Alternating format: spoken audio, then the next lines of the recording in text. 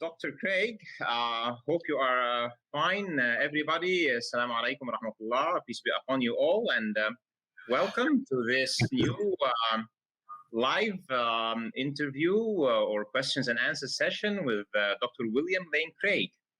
And let's first give a little introduction for a very long and rich CV. Dr. Craig, welcome to the channel. Thank you. It's great to be with you today. Thank you for being here. Let me just introduce you very shortly. It's unfair to you to introduce you in such a short introduction, but Dr. Craig is an American Christian philosopher and theologian. He has a site, by the way. It's reasonablefaith.org, and I have it in the ticker. So if you look in the ticker, you'll find both his YouTube channel and his website. And he has been recently ranked by academicinfluence.com as the 10th most influential philosopher for the last 3 decades, since 1990 through 2020, and the 3rd most influential theologian for the same period. He has 2 PhDs and a multitude of other academic achievements. A PhD in philosophy and another PhD in theology. I'm Ahmed, also known as Finding Truth. Dr. Craig, thank you for being here. Thank you very much. Glad to be with you. Yeah, we just have 1 hour and so much questions that I have received from my audience. I tried to consolidate them into a list that has a sort of logical flow. When people start joining us live, they can ask more questions, but I guess many of them will see this after the live is done. So let's go for it. How about that? Okay.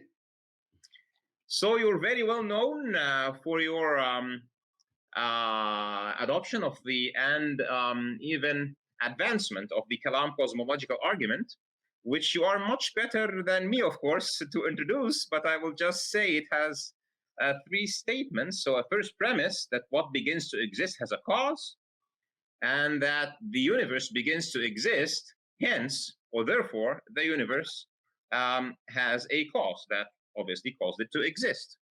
And then you go on that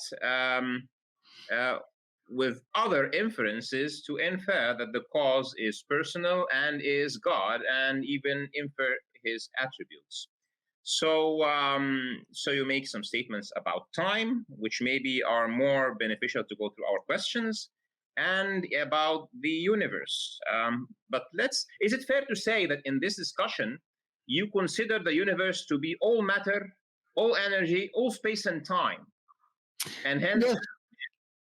At least all contiguous space and time, all space and time events that are causally connected with one another. So everything that can or might affect us, or affect things that can affect us, let's say that. Yeah.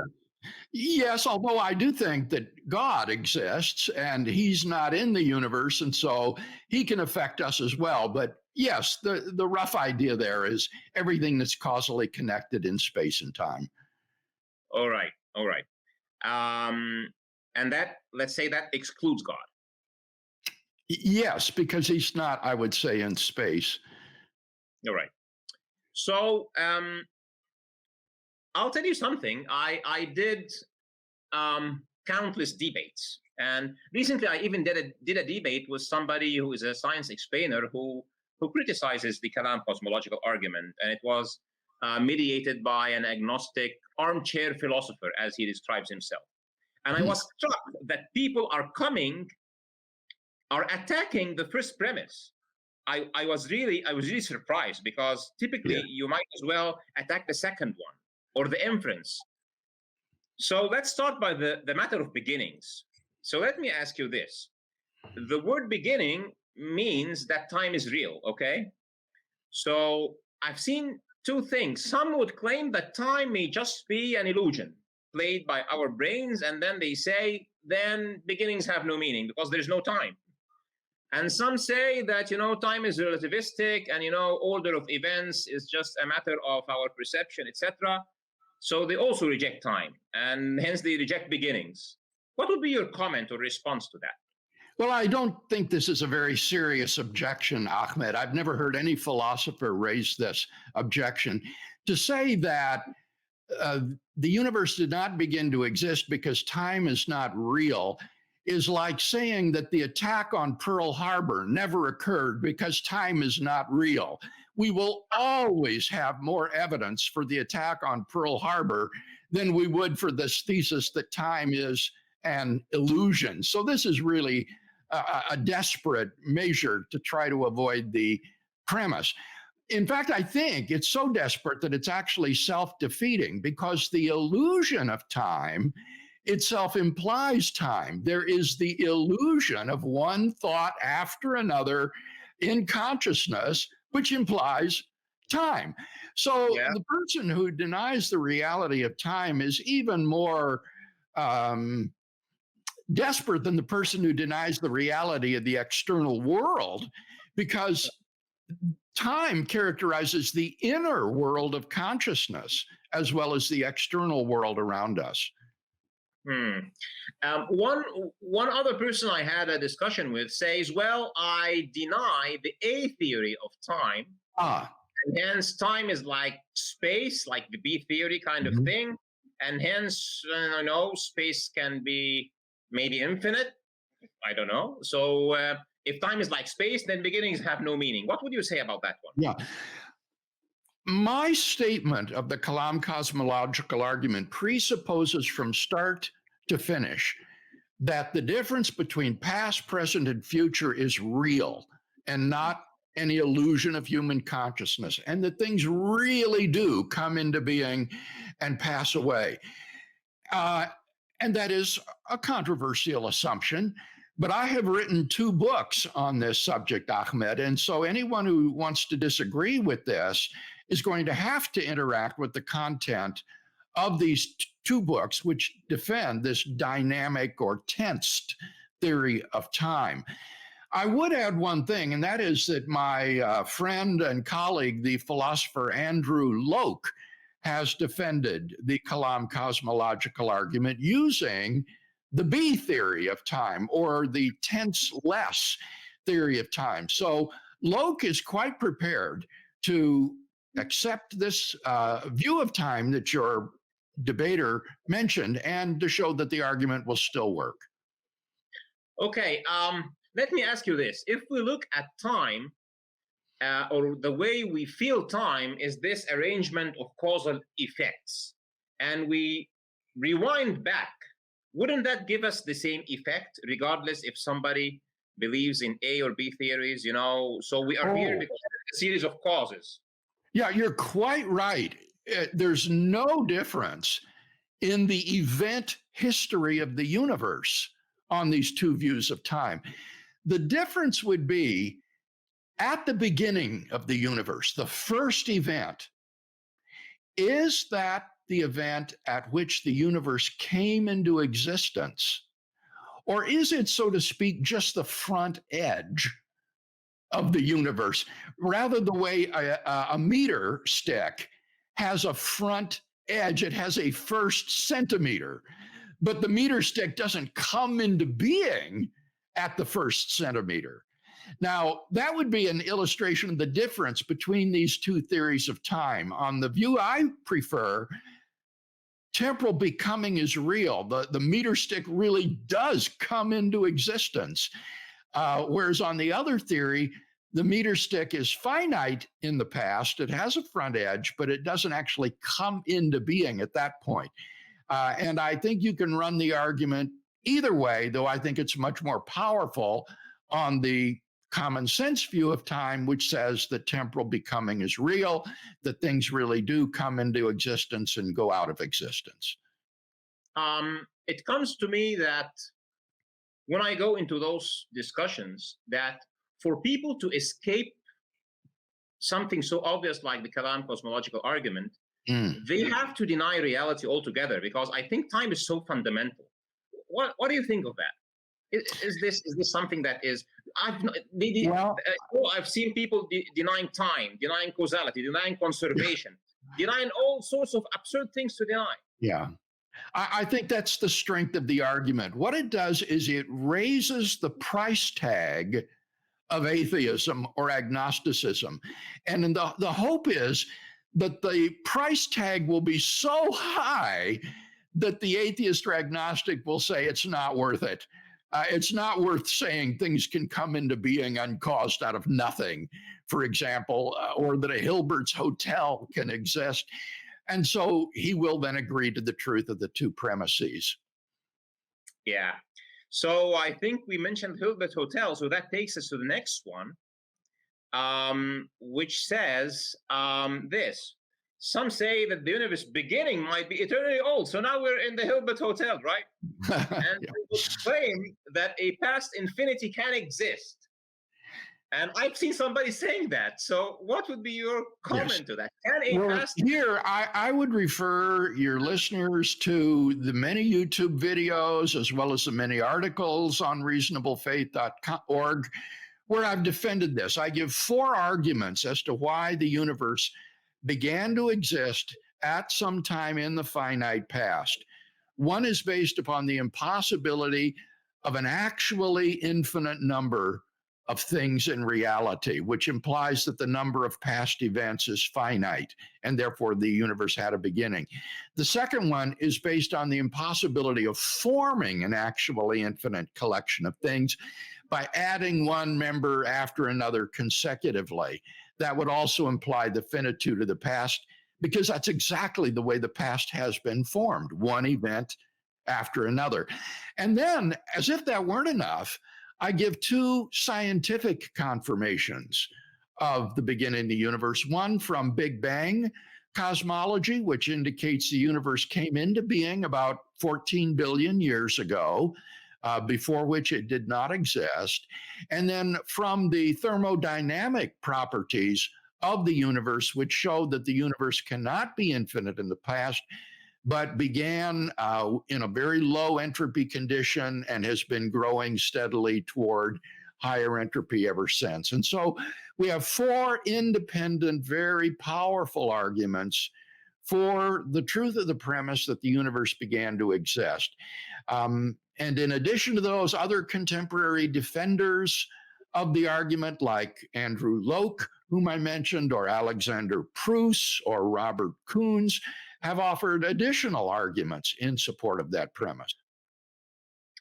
Great. So then when I've seen it myself, when you confront people with that, so when confronted that actual infinities cannot exist, some would then say, okay, but then you exclude God. You believers, you put this as a thing for the universe, and then you exclude God. What's your logic? Why would God be an exception? Al-Ghazali argued correctly, I think, that if the universe and time and space began to exist, then what exists beyond the universe must be timeless and spaceless. And so the argument proves the existence of a timeless, spaceless being who created space and time, matter and energy a finite time ago. So it does not postulate an infinitely old God who's existed for infinite past time. Quite the contrary, it says that time began to exist a finite number of years ago, and that beyond the Big Bang is this state of timelessness and spacelessness. Yeah. So let's say that, in other words, God who created time cannot be subject to time. Correct. Would that be a fair statement? Yes. Well, let me qualify it, Ahmed. Yeah. That's true of God as he existed without the universe. I think it's still an open question. When he created time, did he then enter into time in order to have relations with the physical universe that he's made, or did he remain in a timeless state? And I think that is an open question.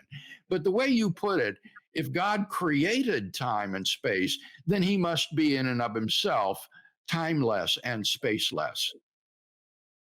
Right. So I would love to discuss with you one time, maybe in the future, the concept of God in Islamic theology versus philosophy versus Christian theology, but that's a different one. Yeah, so here's the next one. Some would say maybe the Big Bang was not the first thing. All right. So when you tell somebody there's a Big Bang, it's 14 billion years ago, like you've just said, then somebody will say, well, maybe the Big Bang is just a stage, maybe like the CCC model by Penrose or other things, or cyclical things and all these things. My question to you is it fair that all those mathematical models, even if Dr. Penrose is referring to Hawking points and other background radiations measurements, but I don't think it's mainstream yet. So the question is it fair that there are all of those multiverses, all of these things popping out here and there without empirical evidence? Is this fair? Is this scientific even? Yeah. It is very scientific to hold that the scientific evidence makes it probable that the universe is finite in the past and had an absolute beginning. Even Lawrence Krauss, who is so skeptical a physicist and an atheist, admitted that in our debates in Australia. Even if the Big Bang was not the first event and there were prior events, there is no mathematically consistent, empirically tenable model of the universe which postulates an infinite past. There has to be a beginning at some time in the past. Yeah, so would we have in this case to, it's already the next question. So some still invoke the Dr. Penrose's conformal cyclical universe to get away from beginnings. But my question to you is, we can go then to the Bode-Guth-Palinkin theorem, or maybe we can just use philosophy and say that an infinite collection of things cannot happen. So if it was infinite, we cannot be here. Or well, I think that Penrose's model is vulnerable both on philosophical grounds and on scientific grounds. Philosophically, he postulates a sequence of infinitely expanding universes. And in order for these to be back to back with each other, that would mean that you would have to be able to enumerate from 1 to infinity by counting. You would have to be able to count to infinity, and then the next universe would begin after that. And that's simply impossible. You cannot count to infinity and then start over again. That is philosophically absurd. Scientifically, Penrose's model is not taken very seriously by the community of professional cosmologists because it's based upon an alien physics. What I mean by that is not consistent with the known laws of physics. It's really a kind of science fiction. It requires different laws of physics in order to work. And so as a result, it's an interesting mathematical model, but I don't think it has a chance of being a realistic description of the universe. Great. So let's go to the next one. Then what is your response to some claims that the direction of time from past to present to future, like, the A theory, might be an illusion due to the huge entropic event of the Big Bang? And some of them have given this example of us being on Earth, planet Earth. So the big mass of Earth is giving us the illusion of up or down. We feel that there is up, but there isn't really no up because it's like a sphere. So they say because there's this huge entropic event, which is the Big Bang, the direction of entropy gives us the illusion that there is a direction of time, but really there is no direction of time. And once you lose the direction of time, you lose beginnings, and then they hit the first premise. Well, to say that time has a direction just means that the elements of time are ordered by the relation of earlier and later than. And that's what distinguishes time from space. Space does not have a relationship of earlier than and later than among its constituents. And so this is essential to the nature of time, that it had this asymmetry of earlier than and later than. And usually folks identify the later than direction as the direction of entropy increase. Now, I don't think that you can define it that way.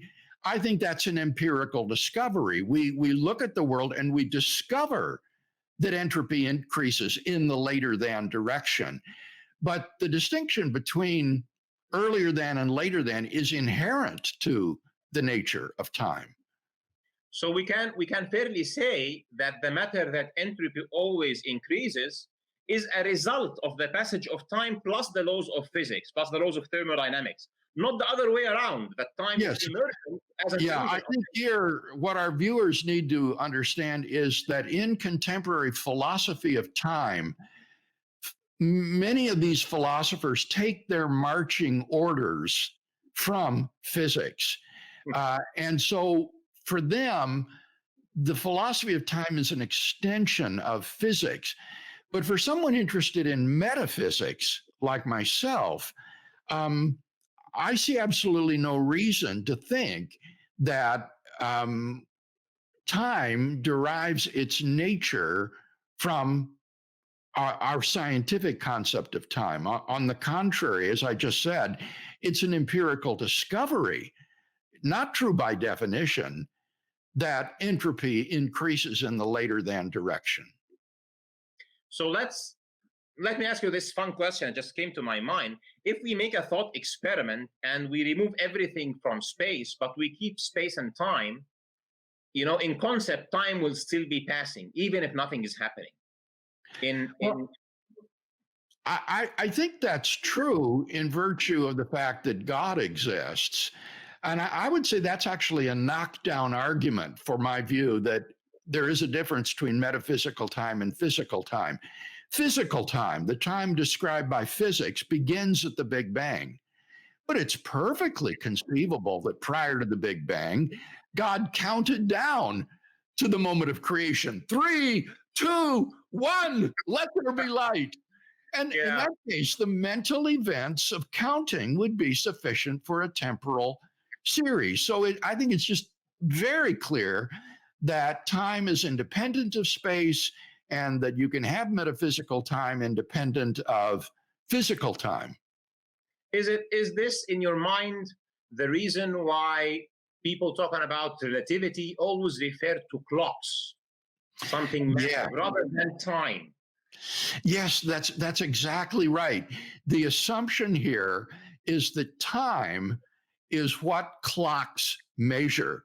And I think that's fundamentally wrong. Time is what the clocks are there to tell. The clocks are a measure of time, but they don't define time. Time itself is a reality that is independent of our scientific and physical measures of it. Because it brings now back to my mind Dr. Penrose's argument about the heat death of the universe, every black hole disintegrating into photons, and then there is no massive particles, and then there is no sense of time and space. Metaphysically, what you're saying is, no, if we kill every single clock and every single atom, there will still be time. So you cannot use that argument. Yeah, that is what I think. I think we always need to be very wary and skeptical of this kind of reductionism in philosophy of time and space. Yeah. So we had some good discussions about beginnings. Now, the first premise says that whatever begins to exist has a cause. And I was really struck with people now throwing stones at causality, but they do. Yeah, I know. They do. So the first question is, I've gone into many discussions where I've been surprised by some people denying that causality is a law of nature. They just said that. They said, tell me which law of physics talks about causality. So where would you position causality? Is it in physics or philosophy or logic, or in your opinion, where should we say causality is supreme? I would position it squarely within the realm of philosophy and particularly metaphysics. And here's where I think so many people go wrong about the causal principle. They think of the causal principle merely as something like a law of nature, like the laws of thermodynamics or the laws of general relativity, which only apply in the universe. But the causal principle is not a physical law of nature. It is a metaphysical principle about being as such, that anything that comes into being must have a cause. Being cannot come from non-being. And that is not a principle that is merely a law of nature. It is a metaphysical principle. All right. I have a question from the audience. How about switching to that? It has a relation to time, so I'll put it before we go back to causality, okay? Yes. So he says like this. He says, some propose that God is not timeless, yet is eternal. Their proposition is that God is not timeless, but is still eternal. So he's not timeless. There is time with respect to God. However, we can say that God is eternal. Would you accept that kind of argument? Yeah. The word eternal has two different meanings. One would be to be timeless, to transcend time altogether. The other meaning would be to be infinitely enduring throughout time. And it's a great debate, as he mentions, among philosophers and theologians, whether or not God should be thought to be timeless or omnitemporal. And I've written a couple of books on this. One is entitled Time and Eternity, in which I argue for the view that God existing without the universe exists timelessly, and that time had a beginning, and that therefore God is not essentially temporal. Okay, so you would go better towards the timeless one. Yes, that's right. But if somebody chooses to say that he's not timeless, but he's eternal, would that work fine with the Kalam cosmological argument, or it will cause a paradox? There are ways to finesse this, Ahmed, but they're very, very subtle. What you would have to say is that prior to the beginning of the universe, there was a kind of time, but it was a time in which you could not have measured intervals. It would be a kind of non-metric time where you could not compare intervals of time with respect to their length. It would be a kind of amorphous time in which there were no intervals. And so it would be meaningless on that view to talk about 1 year before creation or 10 years before creation. This before would just be a kind of amorphous, undifferentiated moment that would elapse as a whole at the beginning of creation and the beginning of metric time. And there are philosophers who defend this sort of view. I have criticized it. I don't find it the best view, but it would be compatible with the Kalam cosmological argument to say there is this non-metric amorphous time prior to creation. All right, so he's saying thank you for answering his question. And yeah, we'll back to causality, and we have another question about God. I will move it to our section about God, right? So here we go. So the second one about causality is some appeal to quantum events to try to deny causality. I hate this one, but I have to ask you about it. So they say that virtual particles pop into existence without a cause, radioactive decay without a cause, quantum tunneling, quantum foam, bubbling, whatever, all the stuff of quantum mechanics that I have actually learned because I'm a communications engineer, and we have plenty of this stuff academically. I have real problems with it academically, but what about the philosophical plus the academic side on your side? Well, I think the short response, Ahmed, is that there are at least 10 different physical interpretations of the mathematical equations of quantum mechanics, And some of these interpretations are every bit as deterministic as Newtonian mechanics. And so it is by no means a fact that quantum mechanics proves indeterminacy. There are some physical interpretations that involved indeterminacy, but they are not the only one. And all of these interpretations are empirically equivalent and mathematically consistent, and nobody knows which one is correct. Let me ask you this extra one about this one, because typically the guys who would invoke this would go to the Copenhagen interpretation. Yes. And yeah, and I've discussed with someone, and I told him this, so I would like to know your comment about that. I told him that Schrödinger equation, even if you are with whatever interpretation, predicts future events, and it is built on quantum events. And if you can predict something on the macro level, even radioactive decay, everything else, you can predict it. The Schrödinger equation is there to make predictions, and they're quite good.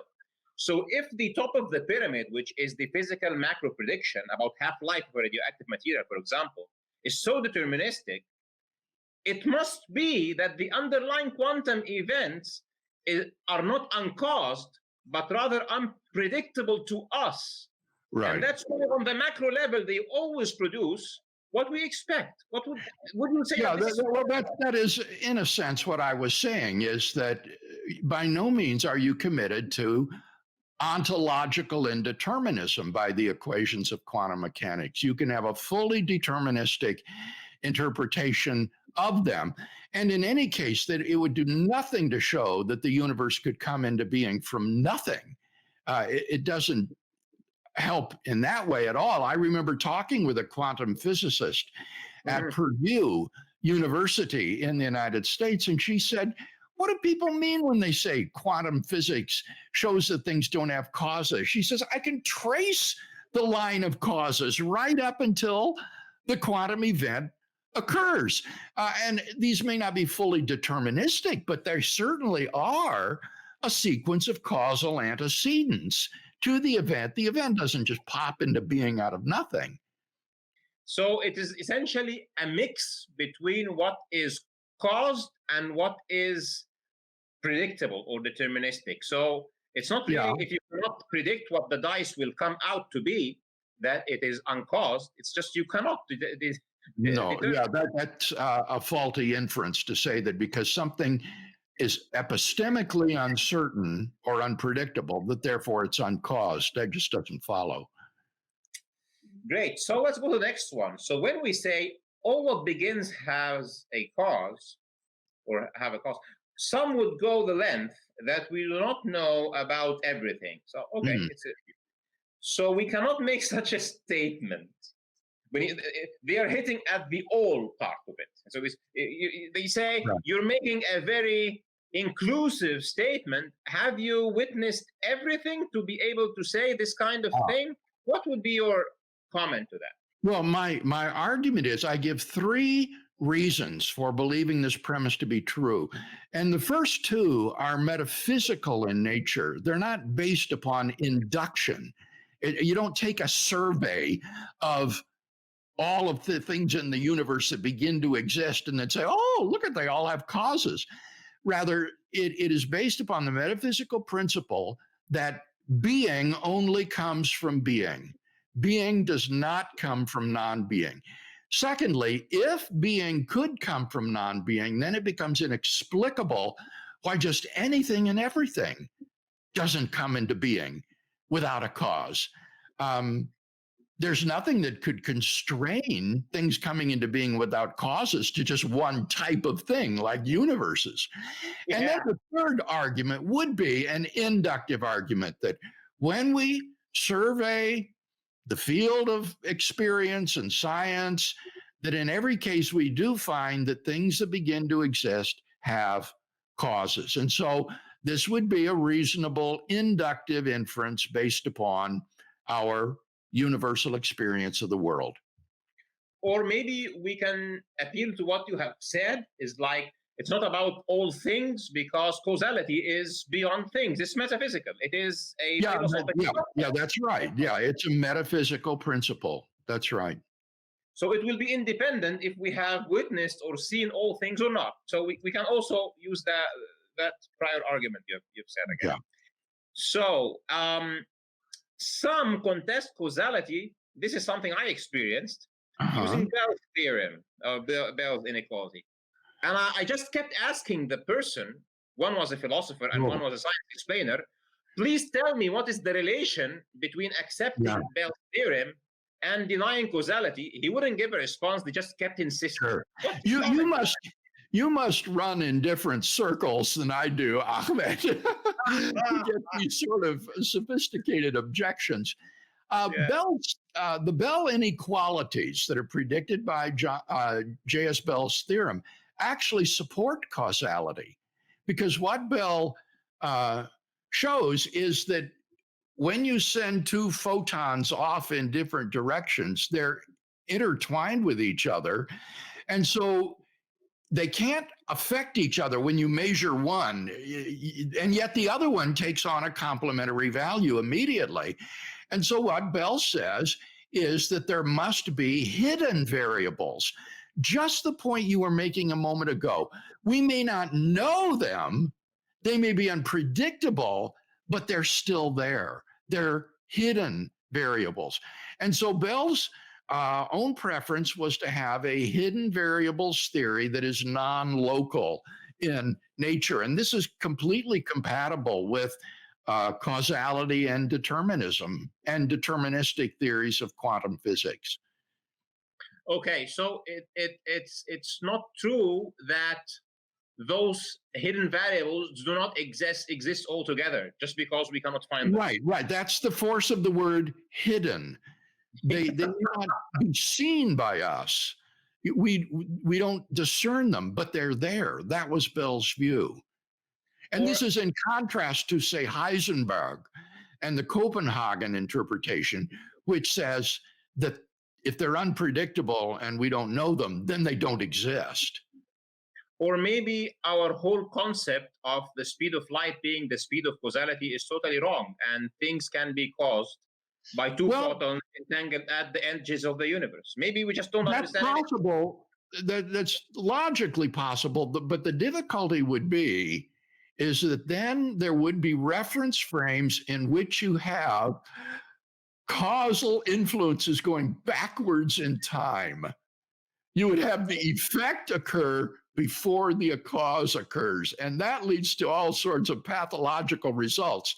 So people like Bell and many others, as a result of his theorem, have propounded theories of relativity which involve relations of absolute simultaneity, absolute length, absolute motion, but these quantities are simply, as you say, hidden from us. We don't discern them because we are in reference frames moving with respect to the frame of absolute space, but nevertheless, they're there. So this is all of a part with Bell's realism and his refusal to go along with this verificationist equation between unknowable and non-existent. I really liked your force of word. We cannot call them hidden variables and then we expect to see them. Yeah. We just call them hidden, right? Yeah. So here's the next one. So you have things like the delayed choice quantum eraser, which is like this experiment where people say that maybe retrocausality is possible. Because there are you familiar with this experiment? Only vaguely, Ahmed. I haven't looked at this sort of thing in a long time, years, so only vaguely. But what I would say with respect to these retrocausal theories is that they're metaphysically impossible, because on a tensed theory of time, according to which temporal becoming is real, the future does not in any sense exist. It is a realm of pure potentiality, and therefore for something in the present to be caused by something in the future would be for that thing to come into being out of nothing. It would be to be uncaused. And that I think is impossible. So I think these retrocausal theories are simply inconsistent with the nature of time. Would you say generally that using experiments that are quite recent, where people are still trying to figure out what on earth is happening on the quantum level, and then making such philosophical stretches of imagination out of them is unfair to the scientific method? If we do not understand something, Well, we? as a philosopher, Yeah. I think we should speculate about these scientific experiments and thought experiments. But I just would say we need to be sure to lay out a full range of alternatives, and be aware that there are metaphysical alternatives to the sort of reductionistic, verificationist interpretations that are often put forward. So is it fair to say that the speculations should be within the boundaries of metaphysical or philosophical or conceptual, rules of logic or rules of proper thought? We Oh cannot yeah, absolutely. I mean, that all each universe can create its own path.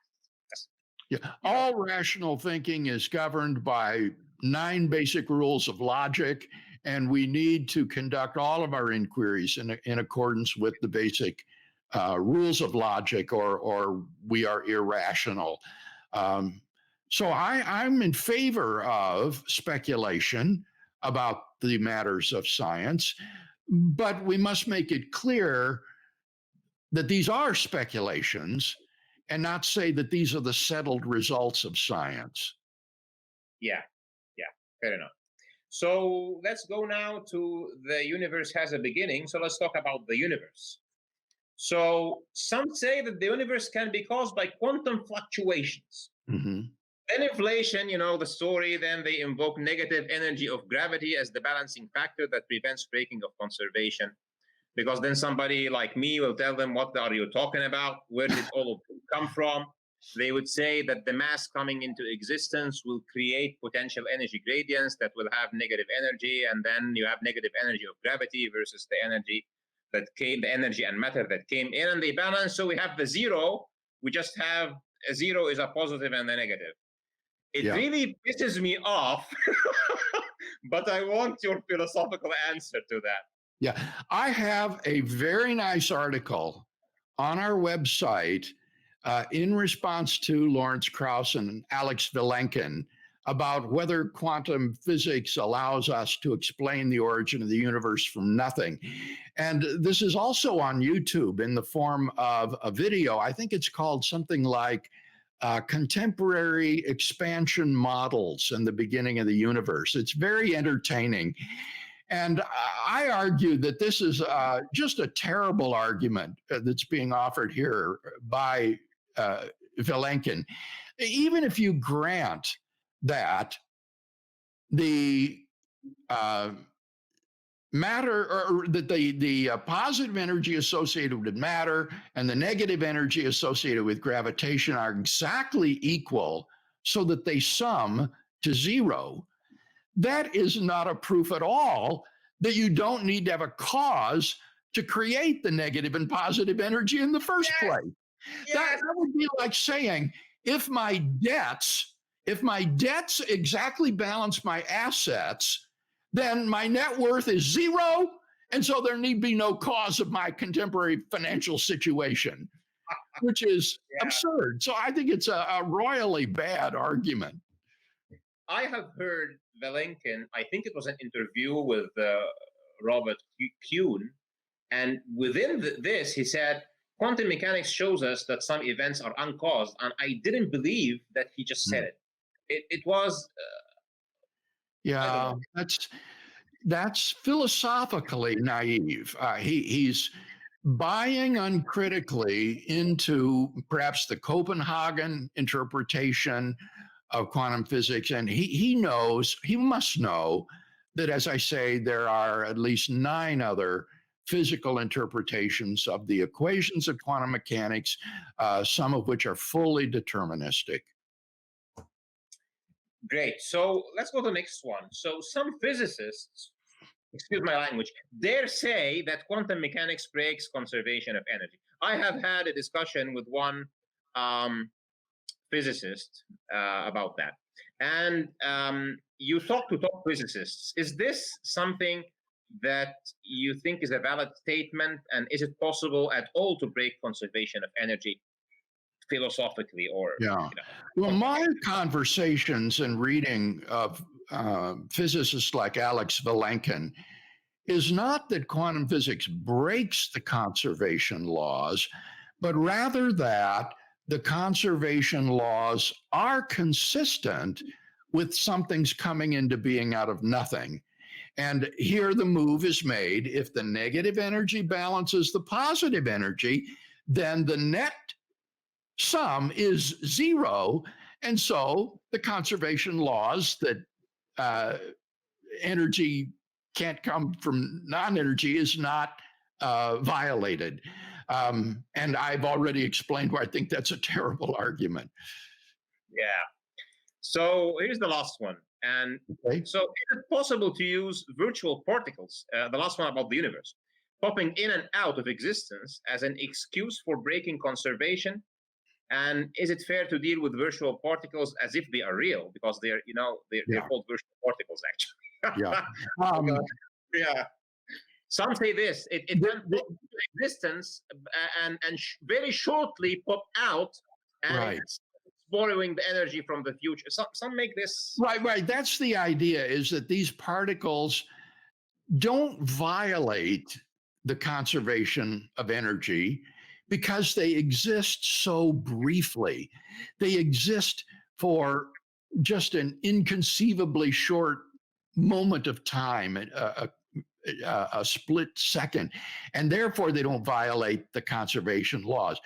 But your second question, I think, is very germane. Why do you think these things are real rather than just mathematical or theoretical entities? There's absolutely no reason at all to think that these virtual particles really exist. Even the atheist physicist Victor Stenger, who was virulently anti-theistic, admitted that quantum mechanics does not prove that virtual particles actually exist. They can just simply be theoretical postulates that are useful for this particular scientific model. But he says there's no reason, no proof to think that these things are real. Thank you for that, because it's exactly why I think they're called virtual particles. It reminds me of our hidden variables thing. That's why they're called hidden, for God's sake. Yeah. Okay. So now we go to God. And you believe in God, I believe in God. Set aside you're a Christian or a Muslim, but we believe in God. And so let me ask you about this. A cause outside of time, we say that so if it begins to exist, it is caused, and the universe begins, so there's a cause. Let's say that this cause can be either personal or non-personal, all right? Right. Why do you philosophically assert, some would tell me this, okay, the Kalam cosmological argument does not have God into it. You're just forcing God into the argument. So what's your response to that? Because God is Sure. is a personal cause. In my book, Reasonable Faith, I lay out 3 arguments for thinking that the cause of the universe is personal. Now, let me just briefly list them. First of all is only a personal agent can explain the origin of a temporal effect with a beginning from a permanent, timeless cause. This was Al-Ghazali's argument for the free will of the creator, and I have never seen it answered. I think it's brilliant.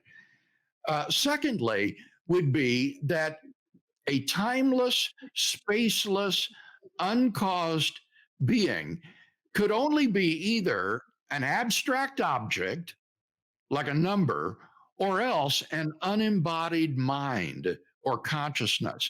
But here's the rub: abstract objects can't cause anything. It's part of the definition of abstractness that they are causally impotent. And therefore, it follows that the cause of the universe must be an unembodied mind. And then the third argument comes from Richard Swinburne. He says that causes can be either scientific explanations in terms of initial conditions and laws of nature, or else personal explanations in terms of a personal agent and his volitions. And what Swinburne points out is that an absolutely first physical state of the universe cannot be given a scientific explanation because there are no initial conditions from which it can be derived by the laws of nature, and therefore it can only be given a personal explanation in terms of an agent and his volitions. So for those three reasons, I think we have very good arguments for thinking that the cause of the universe is a personal creator of the universe. That was just wonderful. So let me tell you this. So when we say the universe has a cause, some would say that the conclusion does not have God in it and that we believers force God into the legend. Why does the cause have to be God? Let me explain this. Someone told me, for example, why isn't it, for example, a hyperspace alien or something? Okay. So, like Dawkins had this thing, he might accept that aliens created life, but not God. So, yeah. What would be your response to that? Well, that person simply shows that he doesn't understand the argument, because this cannot be any sort of a physical object, since it created all matter and energy and time and space themselves. The argument leads to the existence of a first, uncaused, beginningless, timeless, spaceless, immaterial, personal creator of the universe of enormous power and intelligence. Now, you don't have to call that personal creator God if you don't want to, but the argument does lead to that conclusion. And I think that that is enough of the core concept of God to make the atheist feel very uncomfortable with that conclusion. I agree, because if it's an alien, it's his thing. If it's a thing, it's part of the universe, let's say. And we're talking about the creation of the universe, for God's sakes. It has to be not something like an alien. Okay, so let's go to this one. And it says, is using the same logic of Kalam cosmological argument, we should invoke a beginning to God and a cause, hence a defeating ourselves. Some have even dared say that maybe infinite regress is possible. So I've also seen this. Somebody telling me, okay, who said that infinite regress is not possible? Well, I give two arguments against the possibility of an infinite regress of events, and that implies that the regress of past events is finite and had a beginning. And so God existing beyond the universe, beyond the regress of events, must be a changeless, timeless creator. And therefore, the logic of the Kalam cosmological argument would not apply to him. If there are...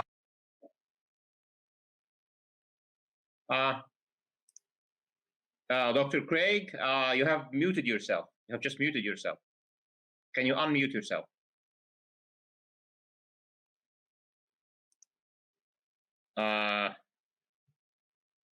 You're still muted.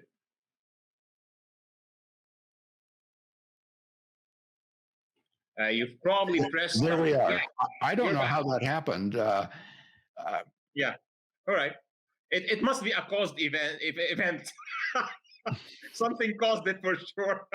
Yeah, that's right. That didn't happen uncaused. It was a glitch. All right.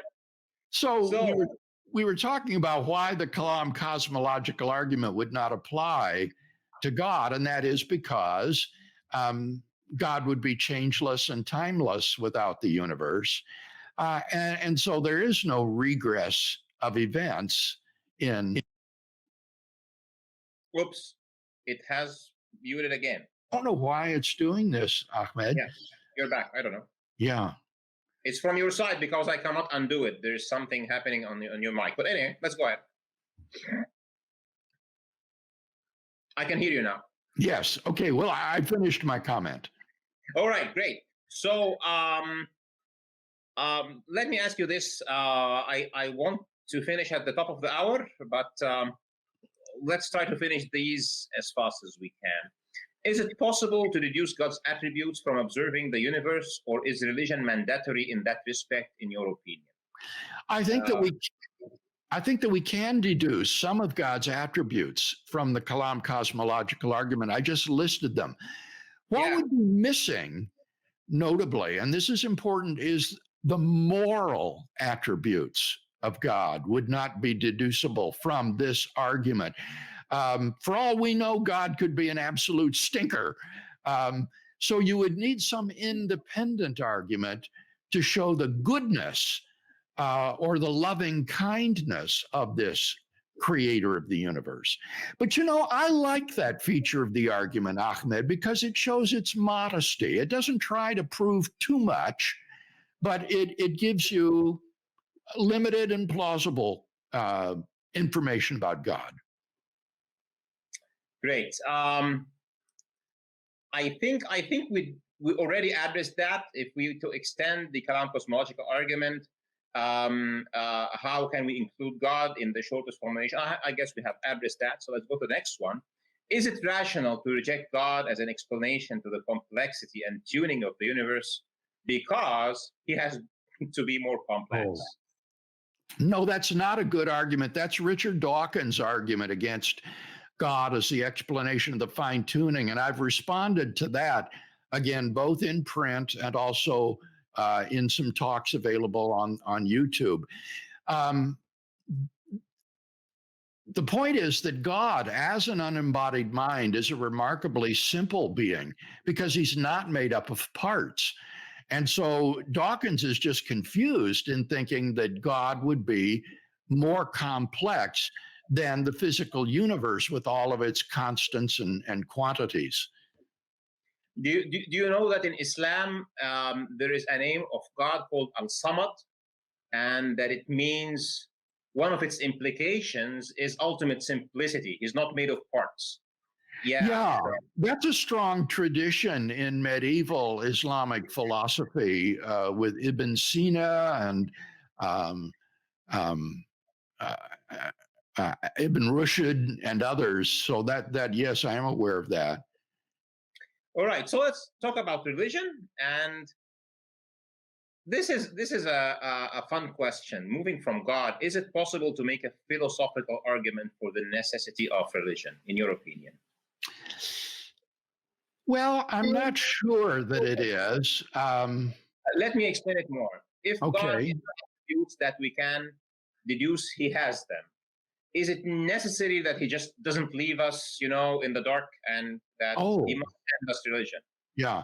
No, I think, as I say at the end of the book I wrote, the Kalam Cosmological Argument, the question for us now is, has this creator of the universe revealed himself to us in some way that we can know him more fully, or has he remained aloof and distant from the world that he has made? And this is where I, as a Christian, would say that Jesus of Nazareth comes into the picture. I think that the best explanation of the life and teachings of Jesus of Nazareth is that he is a self-revelation of God to humanity. And for that reason, I am a Christian theist. And would you say that before Jesus, for example, Jews can say the same about Moses, and every people who have a religion can say the same about their prophet who has shown different miracles, for example? Well, Oops, we're muted again.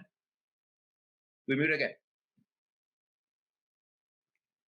Yeah, we're back. No, I don't think so, Ahmed. The Kalam cosmological argument alone narrows the field of the world's religions down to the great monotheistic faiths: Judaism, Christianity, Islam, or perhaps some sort of deism. But it rules out polytheism, it rules out agnostic religions like Buddhism, it rules out pantheistic religions like Hinduism or Taoism. So, this argument is actually very powerful in winnowing down the world's great religions to the handful of monotheistic faiths that would be consistent with it.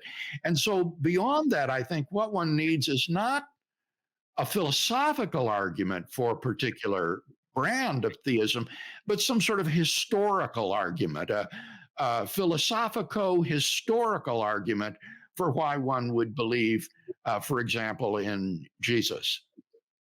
Great. So actually, I meant prophets that preach one God, for sure. So I couldn't agree more.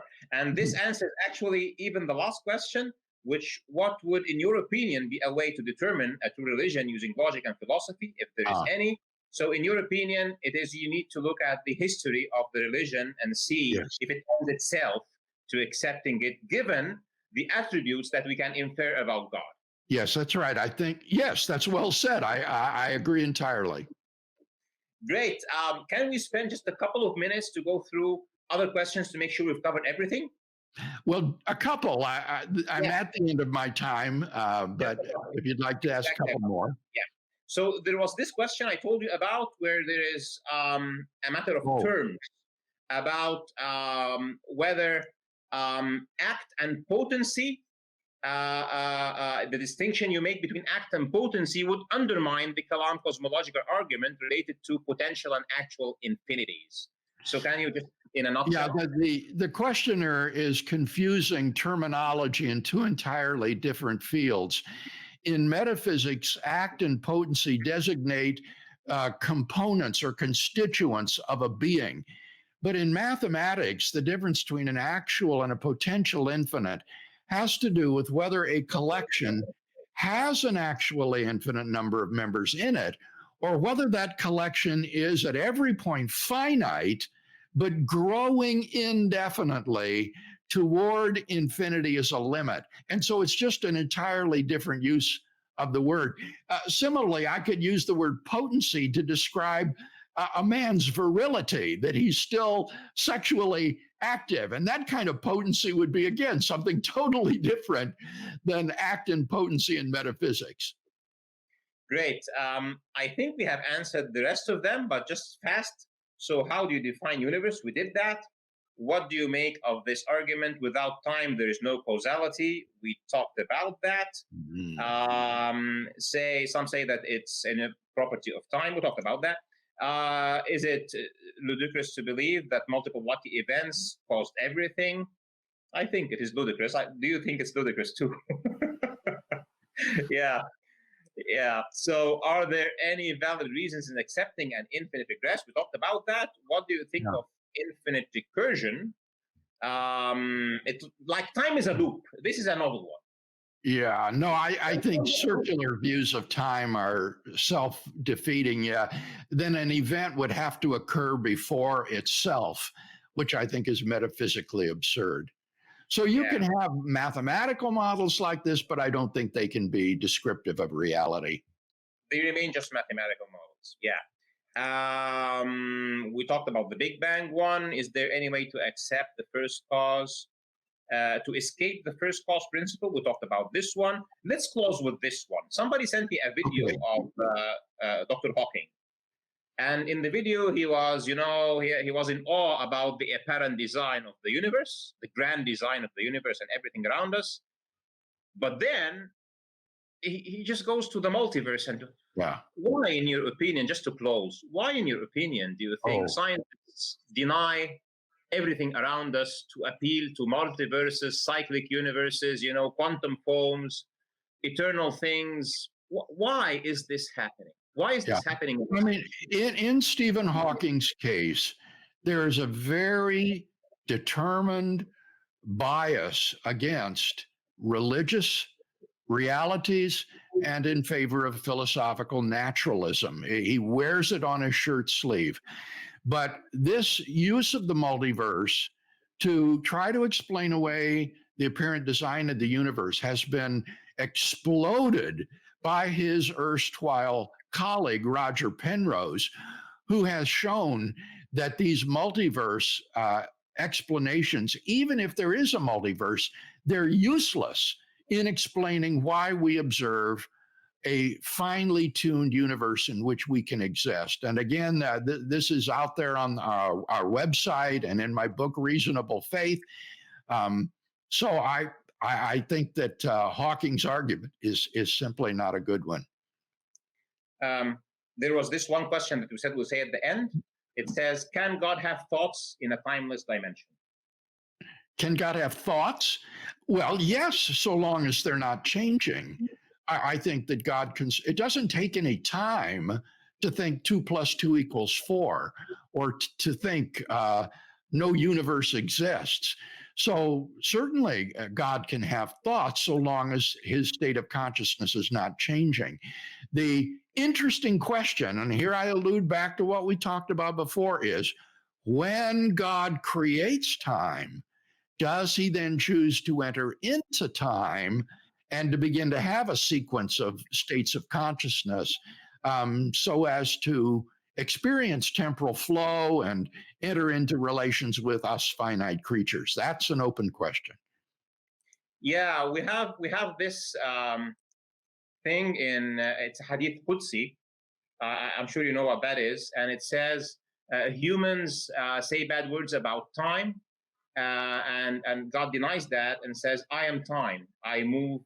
It's day and night." So if maybe it's metaphorical or not, but if you are time, then time does not apply to you, I guess. So anyway, in Islamic theology, there'll be some thoughts about that.